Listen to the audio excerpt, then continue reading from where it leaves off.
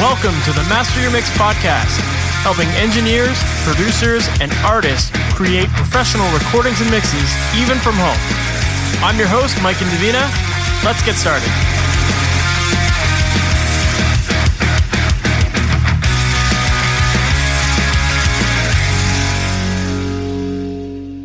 Hey, welcome to the Master Your Mix podcast. My name is Mike and Davina, and thanks for hanging out with me today.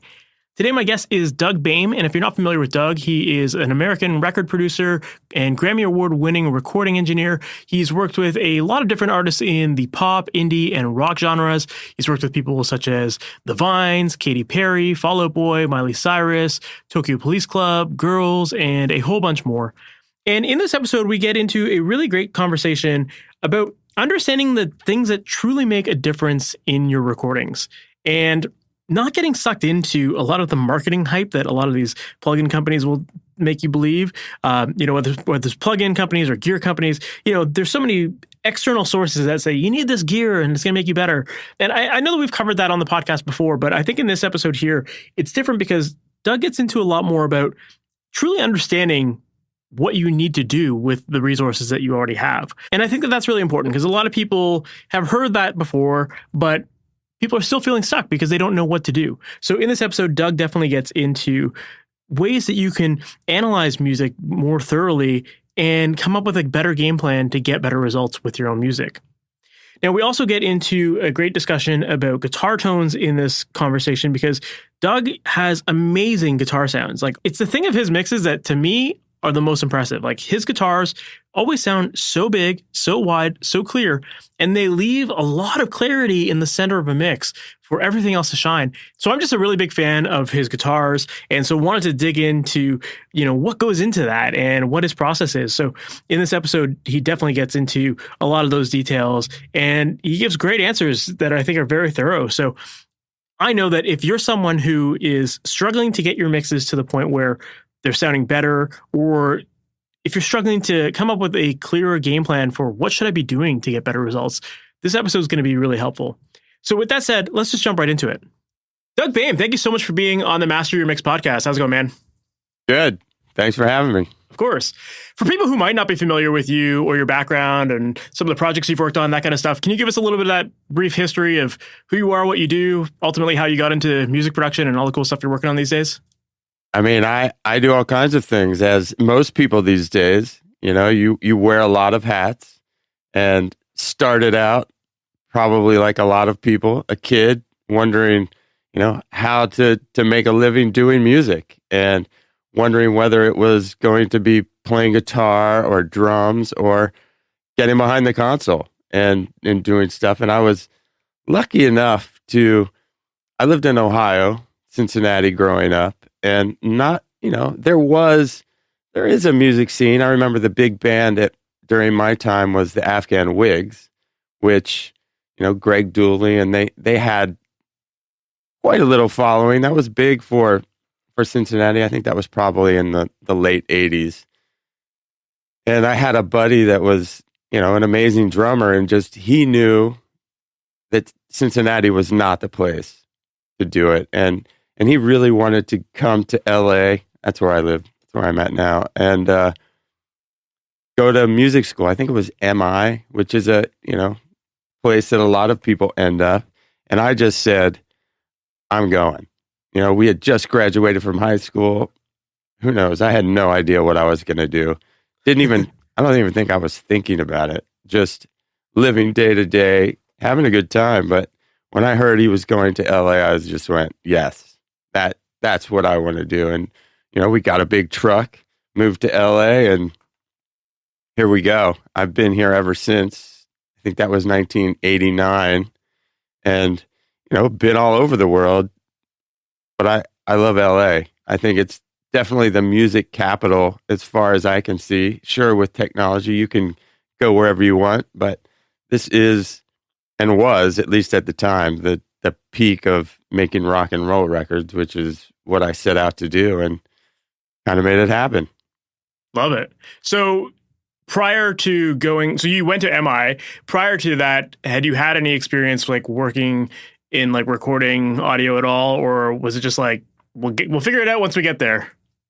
I didn't go to MI. He was a drummer and wanted to go to MI to be a drummer. And I just wanted to get out of Cincinnati and didn't know what I was going to do. I had always done, I was a hack guitar player and always loved music. And I would kind of do live sound for his band when they would do little house parties. And, when you're in high school, you just would do whatever you could. And always had a notion, I always liked tinkering with things, whether it was my cassette deck or, a stereo that didn't work. I didn't know what it was going to lead into, but, as a kid, you kind of do these little things and then it most times ends up leading you down the path. So I just came to LA because what else are you going to do? I didn't know what. LA sounded like a fantastic place to go. And it turned out to be right. And, once I got here, I think there was a magazine called the LA Weekly, and I saw an ad for a school that was become a recording engineer. And to be honest, school and me didn't really match that well. Sure, I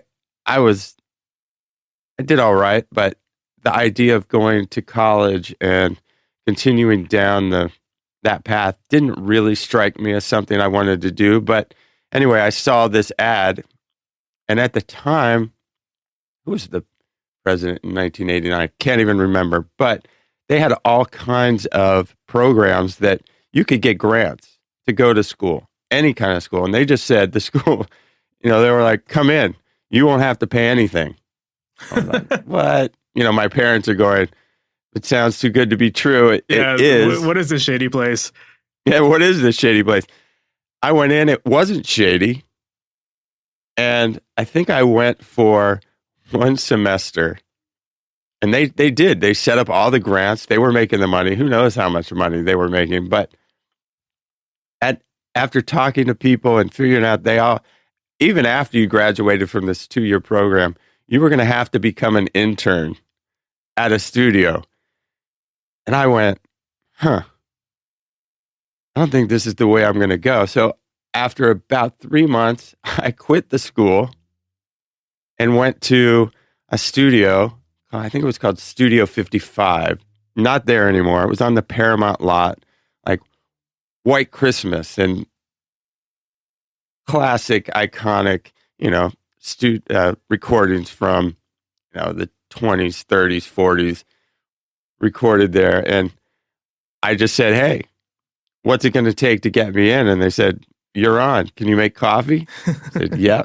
Can you clean toilets? Like, yeah, unfortunately I can't. And that's where it started. I bailed on school and started being an intern right off the bat. Yeah, I love that. No, I think that's a really interesting story. And I think it's so true that a lot of people have this expectation, we've kind of been beaten to death, in the school system that, you go to high school and then you go to university, college, whatever, and that gets you the job. And you're entitled to a good job when you graduate. Whereas the music industry has been completely backwards. And it's no, you're going to start from the ground up. You're not even going to do the thing you went to school for. You're just going to clean toilets. And if we like you enough, we'll let you eventually into the room and watch us do our work, So it's you don't need to, it's good to know that knowledge of, I guess, how to record, but you're going to probably learn it in the actual studio at some point if you're proving yourself worthy of it, right? Oh, absolutely. And, the people, you come and basically the first thing I said was, I'm going to clean toilets better than everybody else here and, get into the room fast. And the person that was the main client at Studio 55 at the time was Jack Joseph Puig. And I don't know if you know him or not, yeah. Icon, huge. And in my world, I even knew who he was. I was like, wow, Jellyfish? I like that record. And, I did everything I could to get in the room. And you just didn't get in the room. You have to earn your way in that room. Absolutely. And I just figured out, the time of day when they wanted coffee. And when they were coming out to have coffee, I had their type of coffee ready. And they were like, interesting. And pretty soon I was taking the coffee into the room. They weren't even coming out. It was like, oh, it's 5:45. Like I'd just be coming in and nobody would look at me.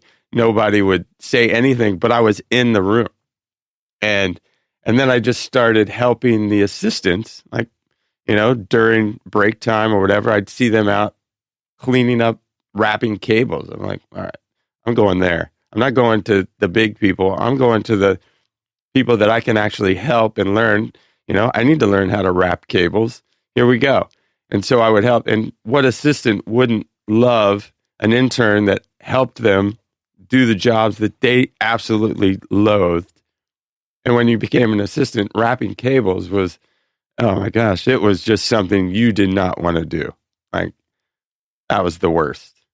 So you got in, and pretty soon you just kept inching towards doing what you needed. I think I finally got Jack at one point. It was like, hey, if you want, go ahead, sit in the corner. Feel free to watch what's happening.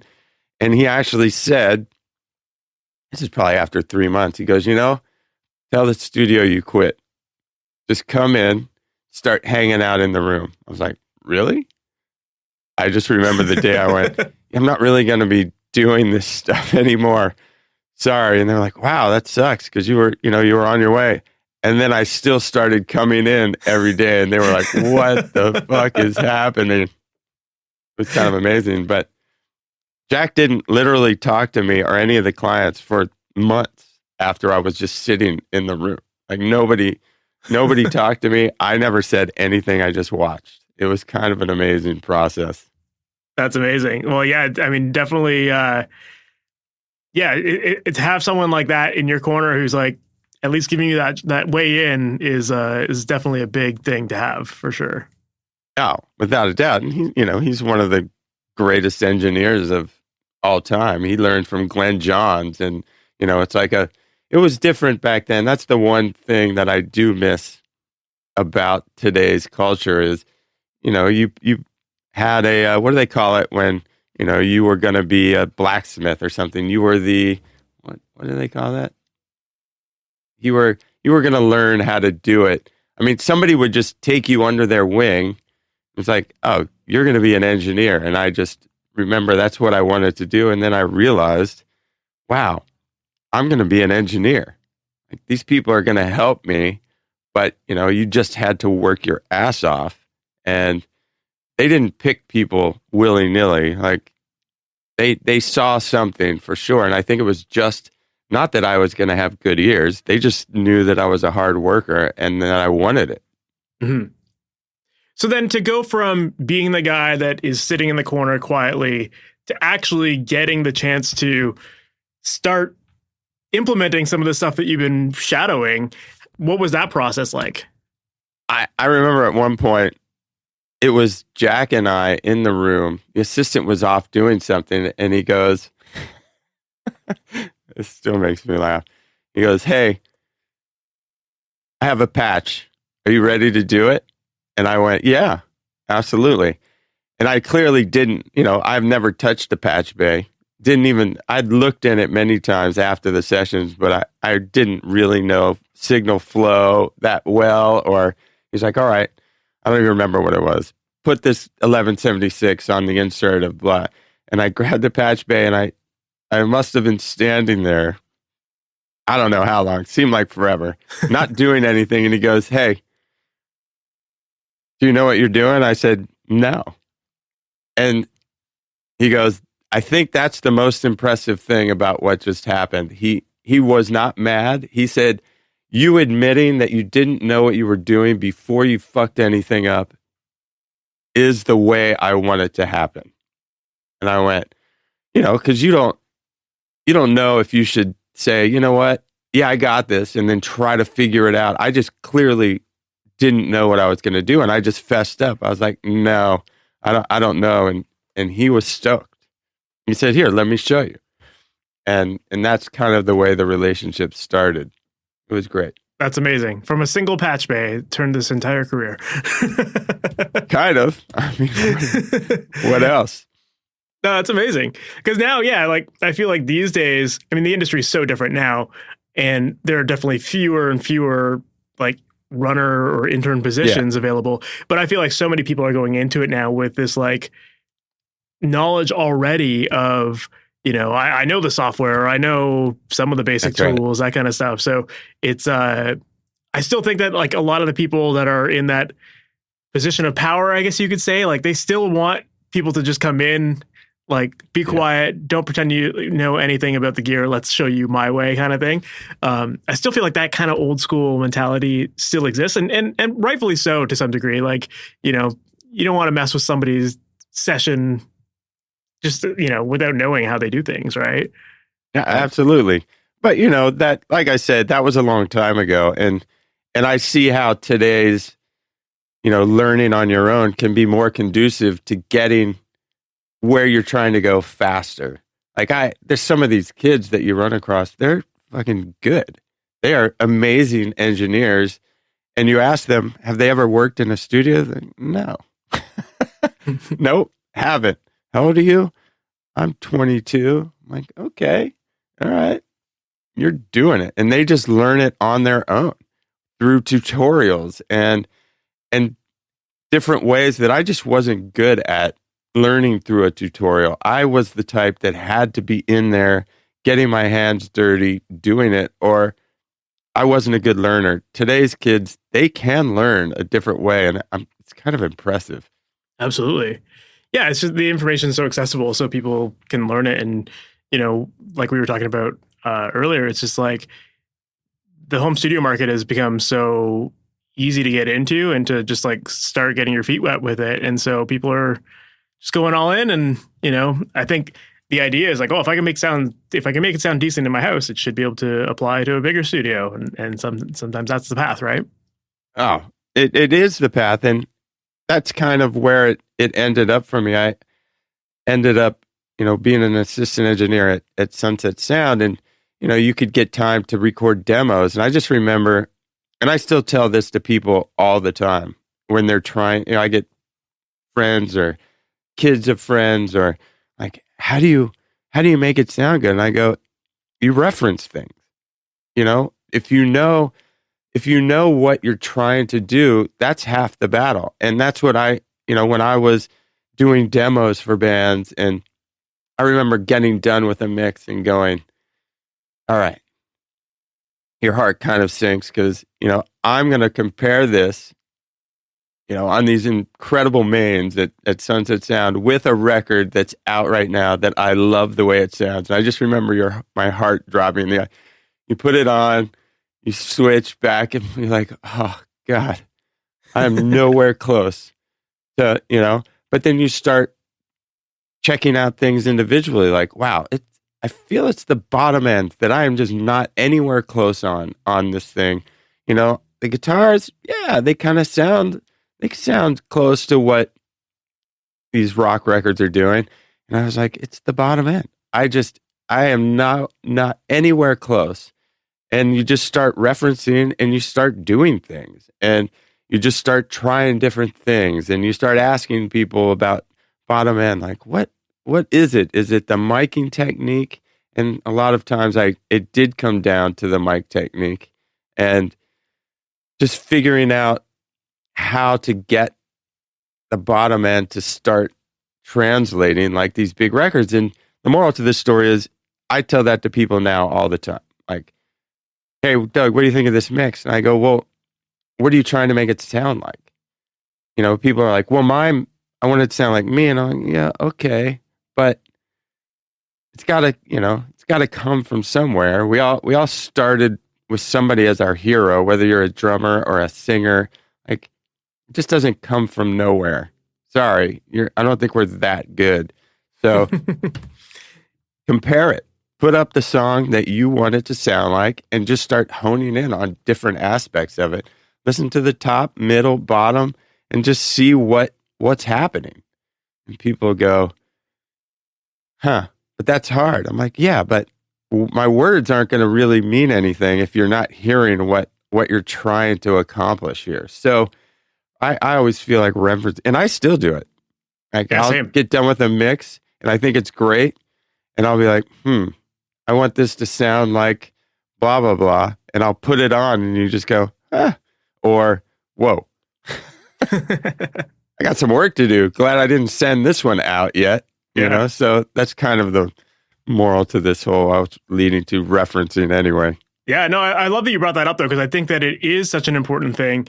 And a lot of people, references have been mentioned so many times on this podcast, but I still hear people all the time that have never used them, never tried it, don't know what to do with them, right? And it's like, they just listen to their music against these other songs, and then they're like, ah, crap, my stuff sucks compared to these guys. They must just have some fancy gear, fancy room, whatever. That's why it sounds good. And they just give up. Whereas, I love the approach that you said there, where it's like, no, let's reverse engineer this a little bit. Let's listen to the low end, the top end, all that kind of stuff, and figure out, is it the miking? Is it, the tone or whatever?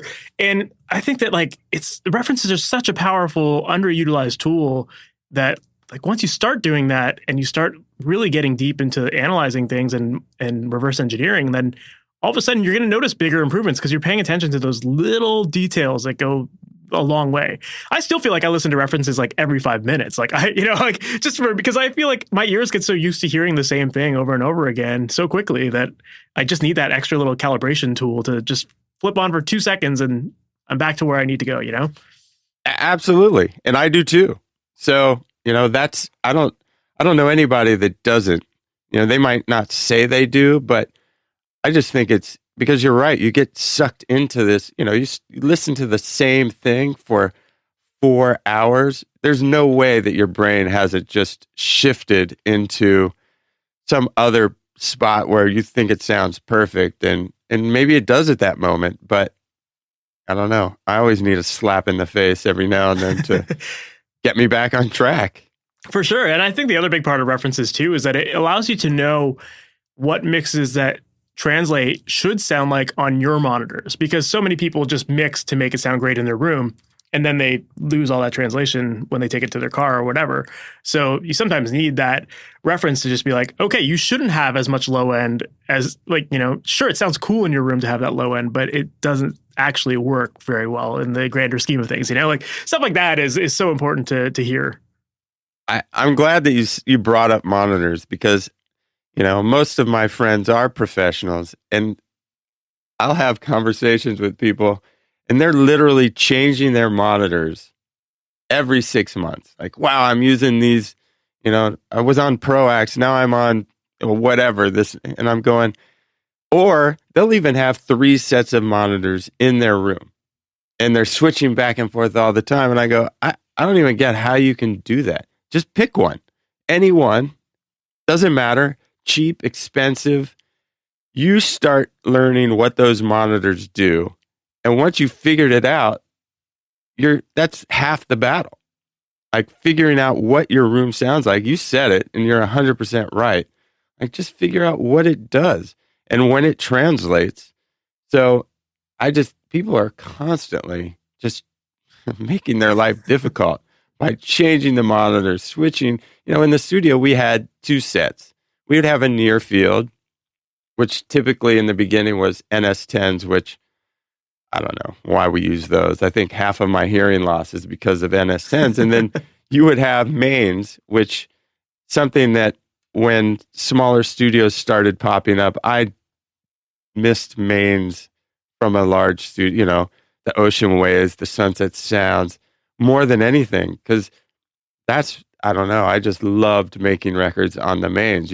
They're not in your face. You have this full sound spectrum. So just switching from, all these different monitors, moral to the story, I just think you find a pair, you figure out how it works, you stick with them. Yeah, I agree. It's just get a pair that has a pretty decent range. You can hear some low end, you can hear the mid range, you can hear the top end. That's it. I only recently I've shit on NS10s for my entire life. Every time I hear them, I hate them, and I don't know. I finally decided to buy a pair recently because I was like, okay, I'm gonna just cave and just let's see if I can actually. I always listen to them in other studios, and they always sound like garbage in those, and I'm like, let's just. I want to understand these speakers better, and yeah, I still think they sound like shit, but but it's interesting to learn how a speaker sounds. I always knew that those speakers sounded like shit. I still think that. and I have to make my mixes sound like shit on them because that's how it's supposed to translate, and that's kind of the way I look at it. It's, that's the sound of it. I'm not trying to make those sound better. We literally, well, I know it seemed like everybody that was using them in the 90s and 2000s, we would go to the side and we would see how far out the woofer was coming out of the speaker to check the bottom end. That's how if you went over and you looked around if that kick drum wasn't making that woofer just jump out of that thing, it wasn't right. That's how you would check the bottom end. Yeah. Yeah, there's like no low end. Like when I first put them in my room, I knew that they had no low end, but I had always I feel like most of the studios I work at that have them have a sub. So I was always kind of used to hearing some low end. And then as soon as I brought them in my room, I was like, I know that these aren't supposed to sound great, but there's zero low end in them. Just look at the woofer. Yeah. That's how you do. If it's not just jumping out, it's wrong. But I was hoping you would ask me what speakers I use, because I think this is a testament to, people that don't have a lot of money. And I've been using these for 15 years, and that's the Mackie HR824. Yeah, those are great. I love those. Passive radiator. They've got 2 amps in them, probably, I don't know, $800 a piece. I don't know how much they are now. I've been using them for so long, and not super expensive. So, but full range. I just think I can hear everything on them. That's all you need. You don't need something fancy. My main monitors have been like KRK Rocket 8s for the longest time. And I know a lot of people hate those because they got too much low end in them, but I like it. I can hear it, And it's funny, like one of my local music stores, one day they got some, I don't even know what it was. It was, I think they were like the top of the line ATCs, and they're like, "Oh, Mike, you got to come check these out. Everything sounds incredible on them." And I put one of my mixes on, and I was like, "Yeah, my mix sounds exactly how I expect it to sound on these." And it's like, because I learned these are what my speakers sound like, so that's right. It should still translate. So I was like, "Great, you guys just saved me like $20,000. I don't need to buy these." Oh man, I mean, you want speakers that you want them to be the honest friend you've never had. That if they hype too much, you're getting it wrong. Like you have to work. You have to be ready to work hard to get it to where it's supposed to be, or else, people, like you said before, they pull up a mix and all of a sudden it sounds good, and you're like, no, that's the speaker making them sound good, which is fine, but it's not going to translate. You need something very flat and honest to help you work to get where, and figuring out how you like to work. In general, my mixes used to be really dark all the time. Just dark, dark, dark. So if you have bright speakers, which a lot of them are, I thought, wow, it sounds great. And I couldn't do that. Like these Mackies, they're not super bright. So you have to crank it up to make it sound right, which worked for me. And that's the other thing. You have to figure out, all these things are figuring out what works for you. So whether it's the type of music or, how the speakers are, it just, you have to find what you like, and that's half the battle. Of course. Yeah, agreed. You kind of mentioned like workflow. I'm curious to know, like when it comes to starting a mix for you, like what is your general workflow, or like what's your typical approach to a mix? How do you go about starting that? It's different now than it was 10 years ago. What I used to do is clear, they come into Pro Tools sessions, and I just cleared everything off, right? They're like, well, I left all this stuff on there, and I get rid of that stuff. I'm going to get rid of everything and just start from scratch. And what I kept finding was, now that people have Pro Tools rigs and they've kind of grown to love the stuff that they've been doing for the last 6 months on a song. So, and creating the delay throw that they've absolutely loved. So I started going, I'm going to keep some of this stuff and effects. And I would open up a session and I'd go, I don't have this delay. So if you really like it, print it and I'll use it. If you're not in love with it, I'll do my own and kind of simulate some stuff and tweak it the way I have. And I just tell them right off the bat, print all your effects. because more times than not, they just couldn't get over something that they've been living with. And, limiting, compressing, EQing, I listen pretty intensely to what they have, what they've been doing. And then, I definitely will get rid of it and use my own plugins and I don't usually have any problems with people with that. But, people fall in love with what they've been listening to on a lot of levels. And typically I found it's reverb and delay and different things that, that's what they like. And I'm fine with making them happy and using what keeps them familiar with their mix and just making it bigger. Drums are the main thing. I hate to say it. Most of the time, all I have to do is put them in phase, and people go, "Wow, what'd you do to the drums?" Like, well, I tell you, but I had to kill you. So that's like the big thing that novices don't really get, and that's drum phase. Of course. And so it's so true. Yeah, I mean, it's always a fine line with those rough mixes or those like sessions that you get from a client, because it's like, well, how much do they actually know about this? Like how pro is this coming into me to begin with? And, how there's that fine line, right? Of like, do you keep this or do you just replace it? But I think you're right, though. I think effects are the things that people just get married to because it's like a part of that sound now, It's like you strip out all the delay and reverb from a guitar, it's going to sound very dry and dull, compared to something that sounds really lush and whatever, right? So, people just get married to those sounds. But yeah, I agree with you on that one there. It's funny. I mean, you were talking about drums and how like those are like such a big part of it. But to me, like when I listen to your mixes, the thing that stands out to me about your mixes is the sound and the size of your guitars. Like your guitars to me are like, that's my favorite quality of your mixes. And like they always just seem to be like really wide, really clear. Even if they're distorted, they're still very clear and articulate. So I was curious to learn a little bit more about your guitar process, and if you have any tips for getting those big guitar sounds. Mixing is levels to me, and a lot of times I think about the frequencies visually, right? So I visualize what is going to stay at the top and what is, just down the line. I'm making hand motions as, you go from the top to the bottom, and that's the way I look at. And it's different when I record a band like Tokyo Police Club, or another one that people really like that I did from top to bottom was the girls' record, Father, Son, Holy Ghost. And they say, well, how did you mix that? I go, well, I was mixing the whole time. Like by the time I get to the mixing phase, when I'm the engineer from the beginning to the end, the mixing takes very little time because it's already, as I'm recording, you're filling the holes as they need. And guitars, they're kind of amazing. I love guitars, and that's what rock and roll used to be.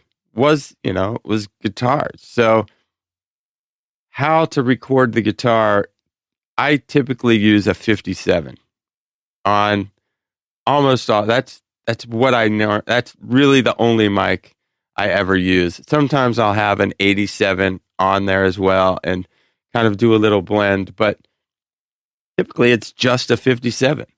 People have tried to have you tried the Royer? Have you tried? Yeah, I don't know. I don't need it. Give me a 57. I EQ the guitar. I move the mic around. Is it, you want more bottom end? Great. I'll move it closer and off to the side. Is it, what are we looking for? And a lot of it comes to the miking.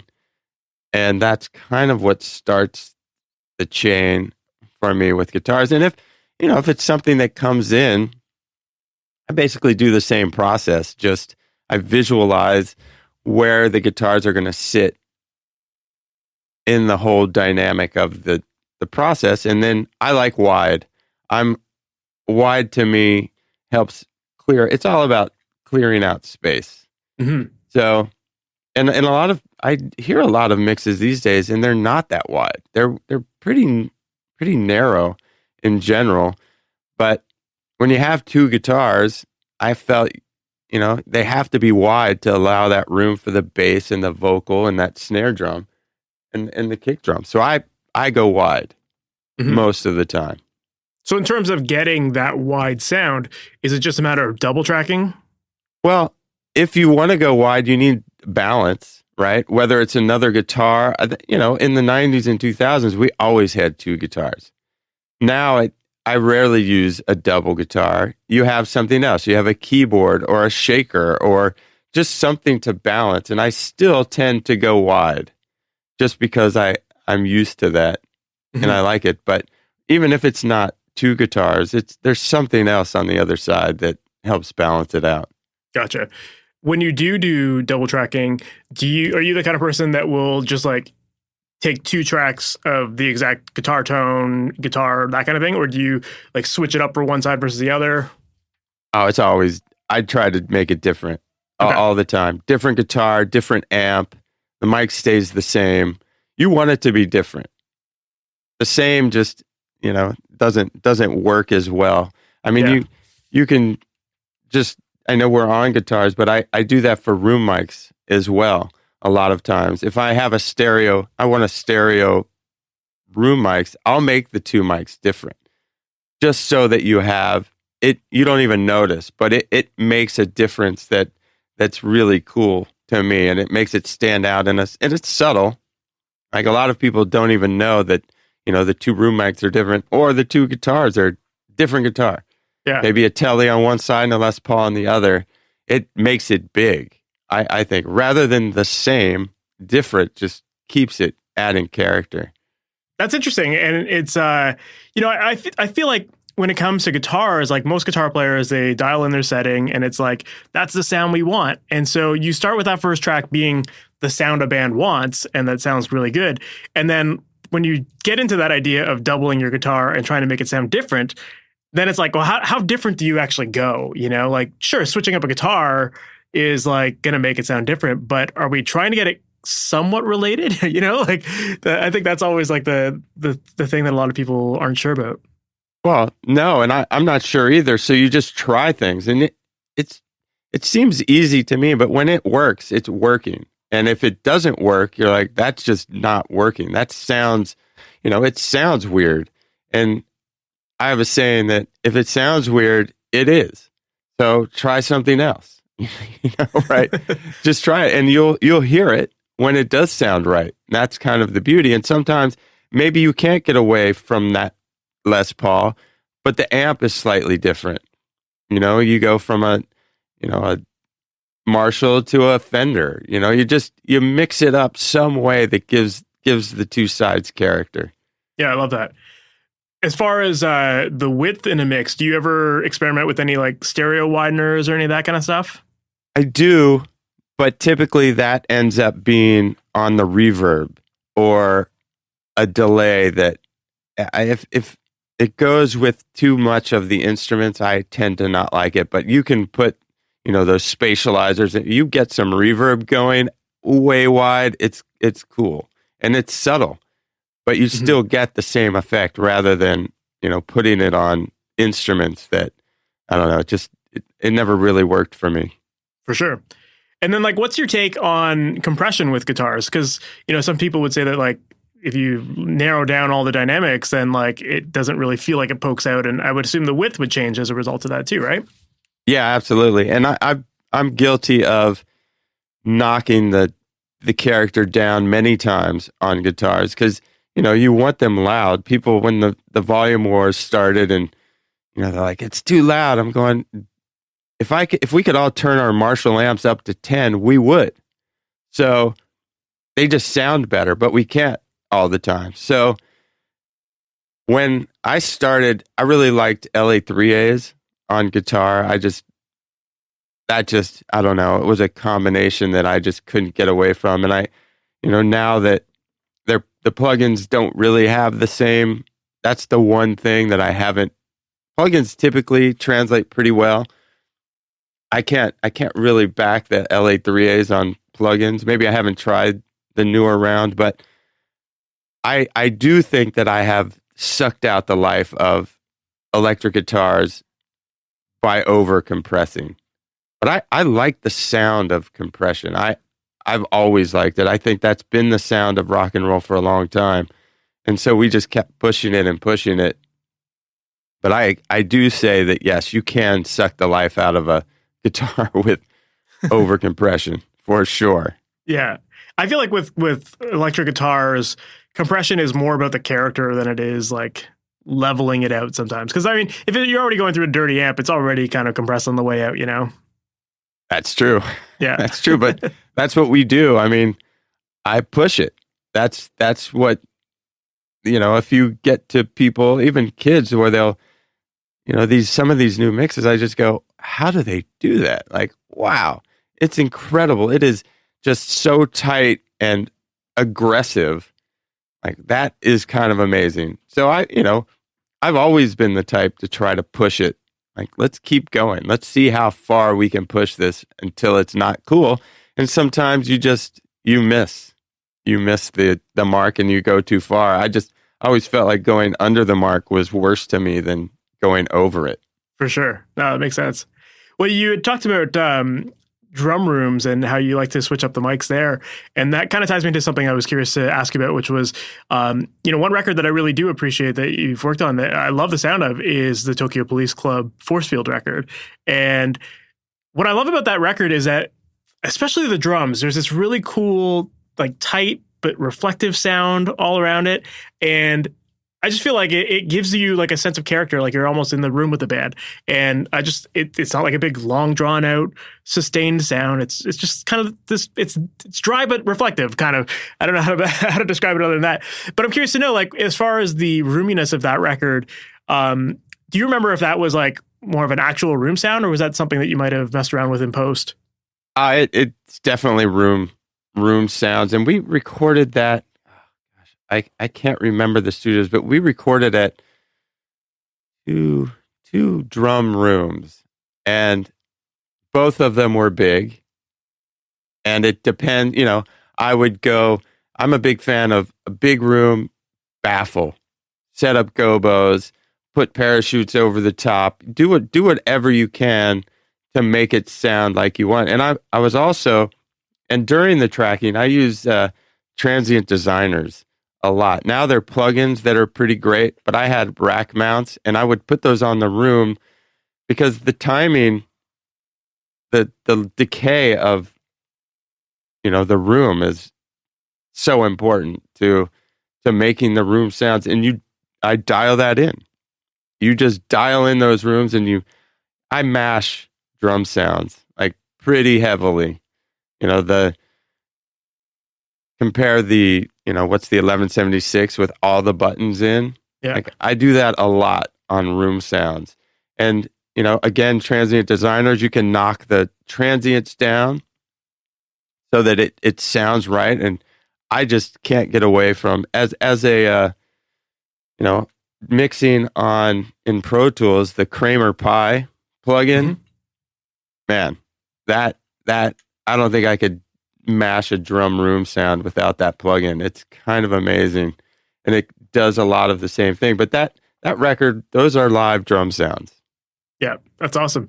Yeah, and it's interesting to hear you talk about using the transient designers on the room mics, because I mean, I've never done that, and it just kind of got me thinking for a second, because like most of the time I've always associated transient designers as like close mic things, and you want to shorten up the decay of something, or you want to add a ton more snap to it, right? But for rooms, that's an interesting approach. So you'll typically, like, do you find yourself removing more of the transients on room mics or adding? I'm sure it depends on the situation, but a lot of times it's the length.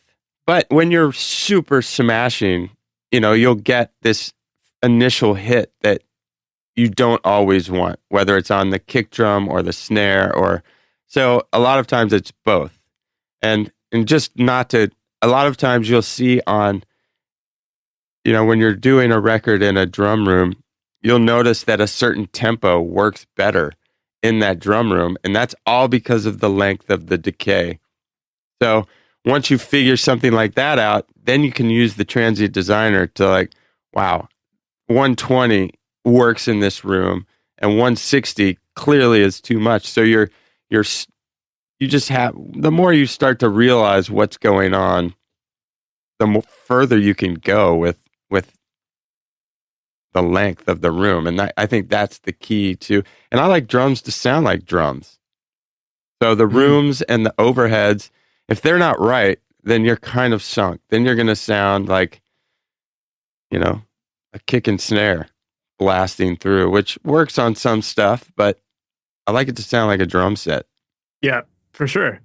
Yeah, I mean, like I said, I love the sound of that record. It's like that a shorter sounding room, but it which is funny because you said they were large rooms, but you hear it. Like it's in and out. It's not like a washy thing that takes over the mix and muddies things up. So I was very curious to learn more about that process, and I'm glad I did, because learning about the transient decider, that's something I'm definitely going to try next time. I love that. Oh, it's a secret weapon for sure. Not so secret anymore. There's after you talking about that force field record, there was the song Gonna Be Ready, which I haven't listened to that record in a while. Had a great time recording it, but in some of the breaks, we recorded those drums in two separate places, and one of the rooms was huge, and maybe it doesn't come out as much as I had hoped, but there's like the break, you can hear the kick drum at that point is like a huge 26-inch, huge room, and I intentionally cut those in to make it sound really big. It probably isn't as dramatic as I'm making it, but if you listen close to that song, you'll hear two separate drum rooms on that one. Very cool. Love that. I'll have to listen to that again for sure.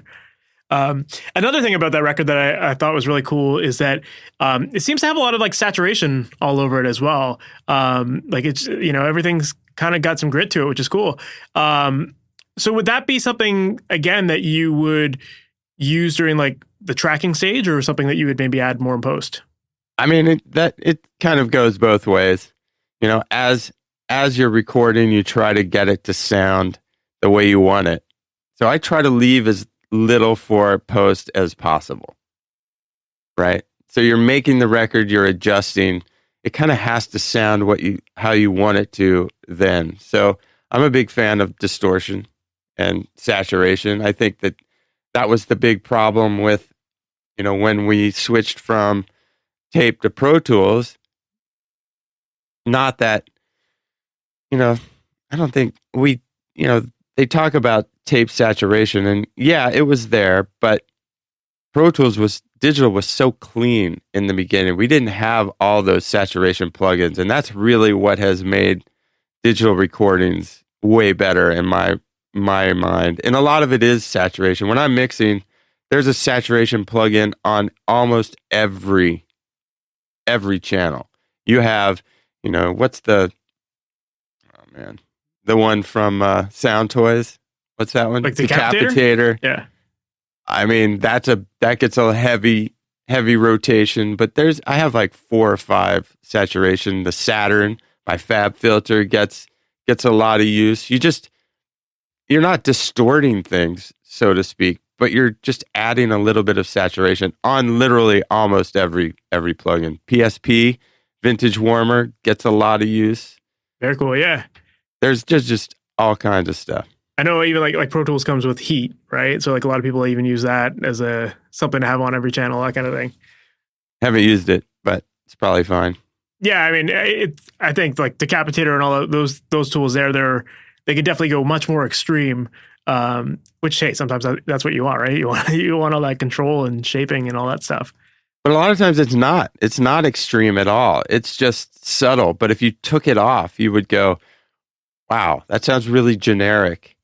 And then it's just little things. Rarely do you absolutely notice that there's saturation on the channel. For sure.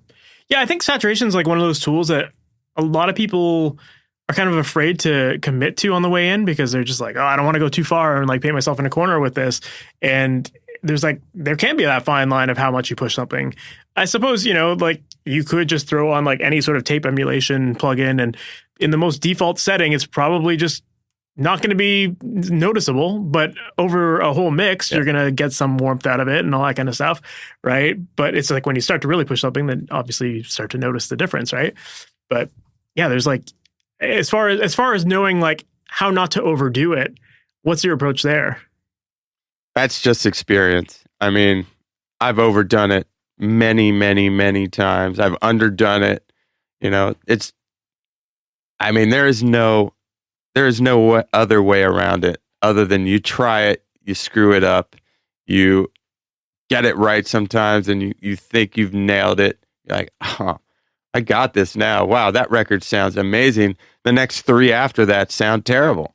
You're like, what happened? Like the magic snare drum we always talk about. Wow, that snare sounds incredible on whatever record, and then you've tried it 10 records after that, and it never wins again. You're like, I don't know. The same thing goes for mixing. Sure, you start narrowing down the dynamics of how many times you miss, but it's a experience learning process. People tell me all the time, like, what's the magic plugin? I just tell them to, like, you got to be kidding me. I could tell you every plugin I use, it wouldn't sound like my mix. It just wouldn't. I love that. No, it's true. It's like where everyone's chasing that thing that's going to make their mixes better. It's kind of like what we were talking about earlier with speakers, right? It's like people think they're going to get the better speaker, it's going to make their mix sound better, or they're going to become better mixers as a result of it. But yeah, there is really no magic bullet with this stuff. It does come down to that experience for sure. I get the magic plugin question a lot. And it just, now I laughed. Before it just kind of used to irritate me. Like, come on, really? Now I'm like, I'll tell you any plugin you want. Ask me what channel I'm using, what plugin, and I'll tell you. Because it just isn't going to be, even my settings, it's just not going to work because so much of mixing is the levels. I couldn't say enough about the level as being an important part of mixing. It really is. Yeah. Well, let's dig into that a little bit then too, because I agree with you that levels are important. So when you're referring to that, what are you talking about? Well, everything. Like you mentioned the guitars and how loud they were, and relative to, let's say the snare drum. But if you listen to it, they're probably, they're about the same, probably. And you pick the things that you want to poke out, and there's a lot of rides, right? So at certain points, yes, the guitars are way louder because that's what I want you to listen to. Mm-hmm. At other points, it's the kick and the snare, so the guitars are down. Another point, it's the the vocal or the bass lick. So there's all kinds of rides that are happening to decide what it is you're listening to, which is the key to it. If I just made everything the same all the time and they're all in their perspective EQ zones, it'd be boring. You wouldn't have a great time with it. So things are moving constantly. There's rides, there's, bumps here, it goes down there. People always telling me, there's a famous quote from somebody, I can't remember, but the quote was, make everything louder than everything else. I was like, yeah, I've heard that before. It's like, man, the bass needs to come up. I'm like, well, the bass can come up, but that just means something else has to come down. You can't just, turn the bass way up. It's just not going to work. You kind of have to, it's a give and take. So it's the level. What's more important here? Is the bass or the kick more important? You can EQ it out. Sure. You want your kick drum to sound like a glazed ham? Yeah, then the bass can be jacked up with no top end, and all the top end is on the kick drum. That's fine. But if you want them to kind of cohabitate, they need to pick their moments, and levels are all about it. Yeah, I agree with you. Yeah, if everything's loud, then nothing is loud. It's the worst. I love that you mentioned kick drum sounding like glazed hams. It's a great name for like a sample or something like that. The glazed ham sometimes. Whatever. I'm sure there's a lot of Metallica fans, and I like a lot of Metallica, but sometimes those kick drums, I'm like, what is that thing? All I can think of is a glazed ham. Love it. Well, you talked about how, a big part of your sound is like committing on the way in, especially for like the projects that you're engineering and then eventually mixing. Like you said that by the time you get to the mix, there's really not a whole lot to do because you've kind of already baked in the sounds. So ultimately, like with those kind of projects, like how long do you find it normally takes you to finish a mix? I mean, less than a day. I mean, it all depends. With Pro Tools and the way it is now, almost all of my, whoever sends it to me, I can probably do just about anything in 6 or 7 hours, maybe 8. Yeah. But I always will do it, and I never send it out until I've come back the next day anyway and kind of had a moment away from it. But it doesn't take nearly as long as it used to. Yeah, I mean, you're not recalling consoles anymore, that's for sure. So how great Pro Tools. We didn't call it recalls, we called it remixing. I was like, it'll be better or worse, it just won't be the same. Yeah, right on. So then in the end, as far as knowing like when you're done a mix, what ultimately makes a great mix to you? Like, how do you know when you're done that mix? It just feels good, and the song has energy, and it moves, and things are doing. I don't know if I'm ever done. Honestly, you can just keep going, and I've overmixed plenty of songs. That's why you get to a point, and again, it's experience where you feel like things are doing what they're supposed to, and you're benefiting the song. Like a mix just serves the song, and I know. I was engineering for a guy named Rob Schnaff for many years, and I got that from him.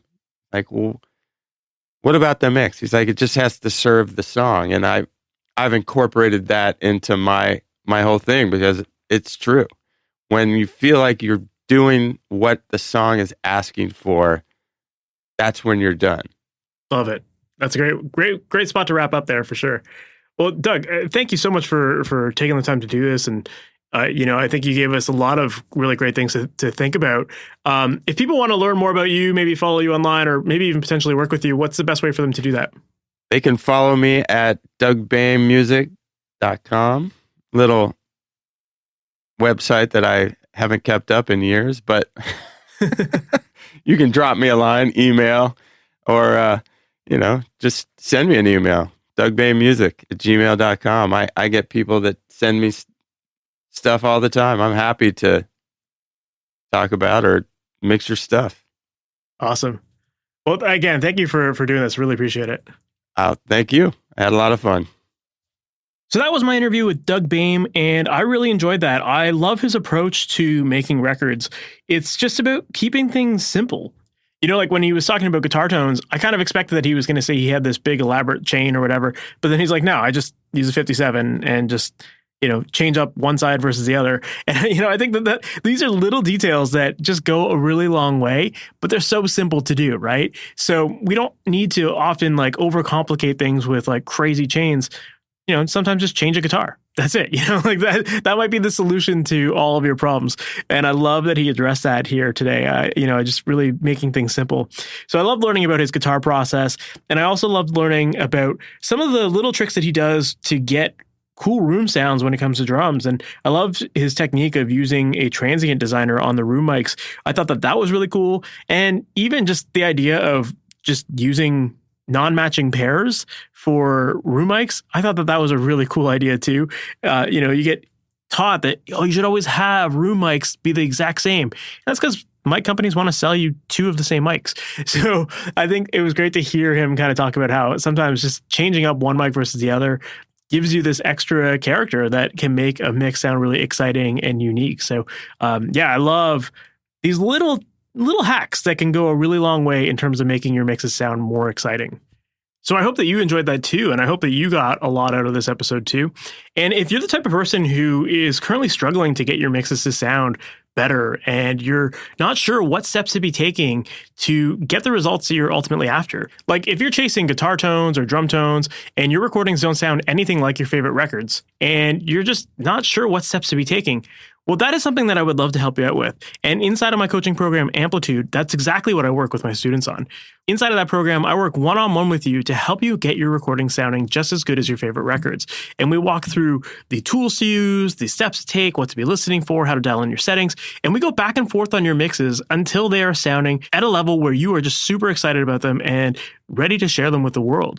So if you're currently working on a specific project, whether it's a couple singles or an album or something like that, and you're looking for help along the way, then definitely make sure to check out Amplitude.